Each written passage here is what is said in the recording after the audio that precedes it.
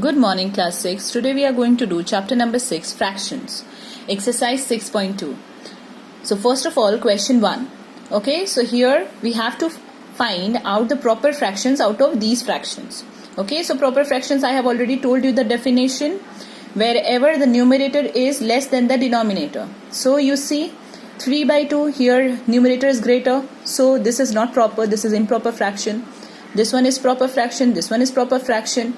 Here there is 4 by, if there is nothing, it means 4 by 1 is there. Okay, again the numerator is greater, so it will not be proper fraction. This is proper fraction, this is proper fraction, this is proper fraction, this is again improper fraction. So all the proper fractions we will write it over here. In question number 2, we have to write all the improper fractions where the numerator is greater than the denominator. Like 18 by 11, 18 is bigger number than 11, so 18 by 11, 42 by 42. If it is equal, then also it is improper fraction. 25 upon 21 and 85 upon 80. So these are all improper fractions. Question number 3. Here we have to see the fraction and tell which type of fraction it is. Okay, whether it is proper, mixed or improper. So first is 4 by 7. Here the numerator is less and the denominator is greater. So that's why it is known as proper fraction. This one is proper. Then 5 by 6. Wherever one number whole is written and then a fraction is written, that is known as mixed fraction. So this is mixed. 108 by 25. This is improper fraction. Then question number 4, we have to convert this mixed fraction to improper fraction. How to convert it? Multiply 7 with 5 plus 3. Okay, means this will be multiplied to this always and plus this numerator part. So 7 5s are 35 plus 3 by 5, that is equals to 38 by 5. So this will be the improper fraction and this will be the mixed fraction.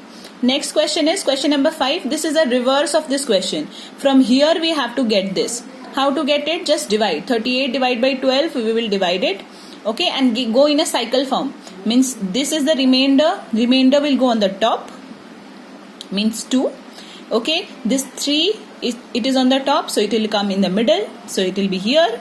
And this 12 is in the middle. This will come down. So it will be 3, 2 by 12. Here also 12 is in the denominator. Here also 12 will be in the denominator. Okay. How can you check it? Just multiply 12 3s are 36 plus 2 38. So 38 by 12 we are getting it. So improper fraction is this and mixed fraction is this one. Now in question number 6, we have to represent 1, 2 by 3 on the number line. How to represent it? First of all, if it is written 1 whole, so we have to take the number after 1. Okay. Then 2 by 3. Then all the numbers are divided into 3 parts. To the denominator parts. So here 1, 2, 3 parts. It is divided. Now how much we have to take? 2 by 3. Means first part we don't have to take. Then second part we have to take. Means 2 by 3. So 1, 2 by 3. So this will be the answer. Okay. This is how we represent. I have started from 0. You can write -1, -2 also if it is a negative number. So we will take the negative numbers on this side.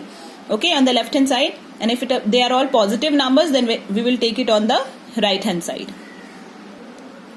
Next is question number 7. We have to write the 3 equivalent fractions of 7 by 9. How to write now equivalent fractions?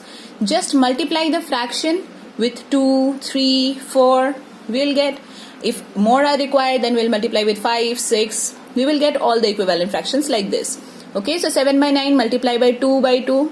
We get 14 by 18. Then 7 by 9 multiply 3 by 3, that is 21 by 27. 7 by 9 multiply 4 by 4, that is equals to 28 by 36. So the equivalent fractions are 7 by 9 is equals to 14 by 18 equals to 21 by 27 is equals to 28 by 36. Means whenever we will cut all, we will get 7 by 9 only. Okay, so they are known as equivalent fractions. Now question number 8. Here we have to find whether they are equivalent fractions or not. How to find it out? Just we have to cross multiply. What is cross multiply? Means this denominator will multiply to the numerator and this denominator will multiply to this numerator. Okay. So 20 into 3, that is equals to 60, and 12 into 5, that is equals to again 60. So the cross products, what do we have get? Here we have got 60 and here also we have got 60. If they both will come same, it means they are equivalent fractions. And if they will come different, then they are not equivalent fractions. Okay. Next is question number 9. here in this question it is said that they are equivalent, so we have to find the value of this missing number. Okay, so let it be x. Now again we will cross multiply like we have done over here, so it will be multiplied like 7 into 77, and this we don't know, so we have written x, so x into 11. Now x is equals to 7 into 77 will be here only, this 11 will come on this side, so here it is multiplied, so whenever it comes just on the other side of the equals to, it becomes divided. So multiply will become divide. So 7 multiply 77 divided by 11. So 11 ones are 11, 11 sevens are 77. So we will multiply 7 sevens are 49. So we have got the value of x is 49. Okay, so we can write the question as 7 by 11 is equals to 49 by 77.